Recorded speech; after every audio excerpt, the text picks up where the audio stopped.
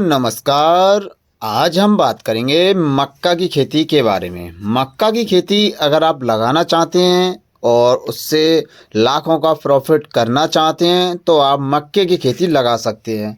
मक्के की खेती लगाने के लिए आपको डबल फसल ले सकते हैं।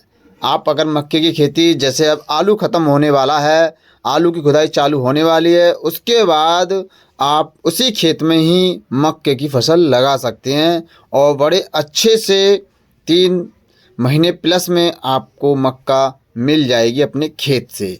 तो आज हम इसके बारे में आपको फुल जानकारी देंगे और आप इस वीडियो में देखेंगे, नई नई वीडियो के साथ सीखेंगे मक्के की खेती कैसे करते हैं।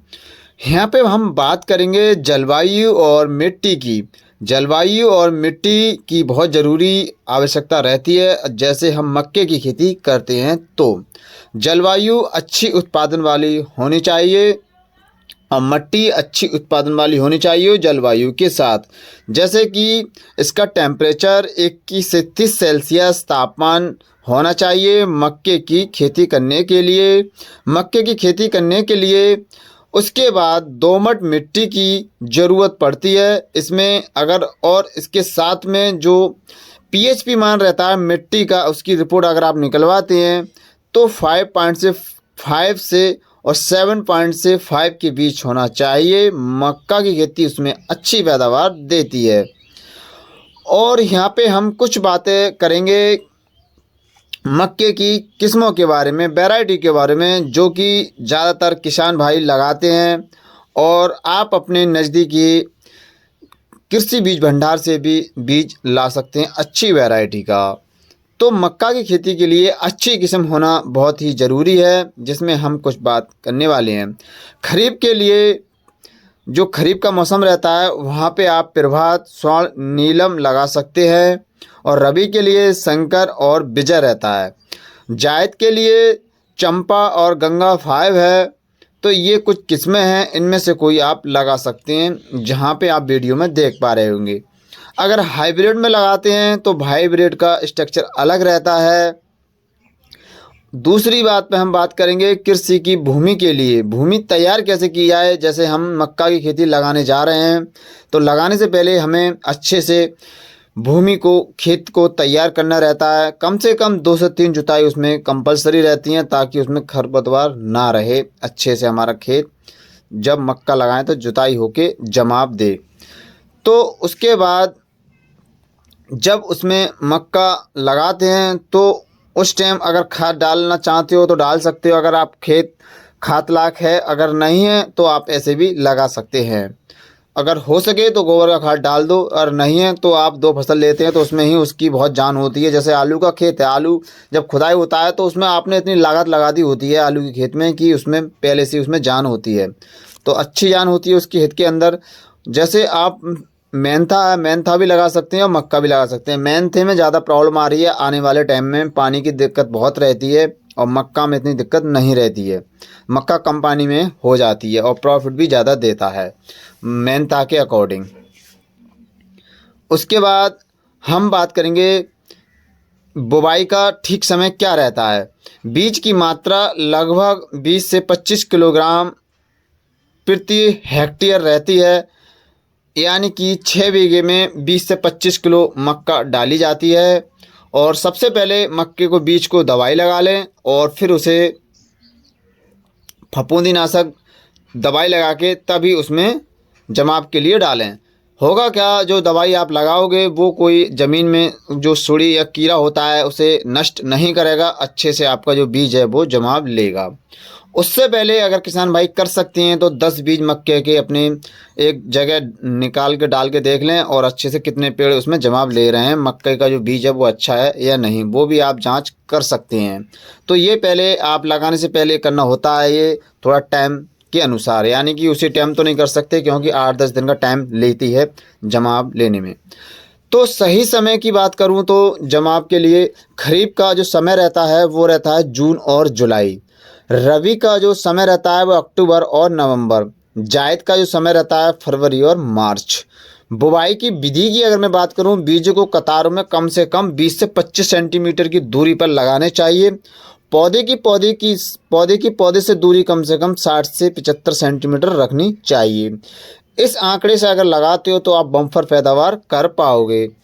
और मैं आपको यहाँ पे कुछ जानकारी स्टेप बाय स्टेप दूंगा जो कि आप इस वीडियो के अंदर देख भी पा रहे होंगे। तो मक्के के लिए सबसे ज़्यादा जो आवश्यकता रहती है वो नाइट्रोजन और फास्फोरस और पोटास की रहती है। अगर सही मात्रा में दिया जाए तो आपकी मक्का की खेती बहुत ही फल फूलेगी और तंदुरुस्त रहेगी। इस तरीके से अगर आप करते हैं तो आप अच्छा बेनिफिट ले पाएंगे।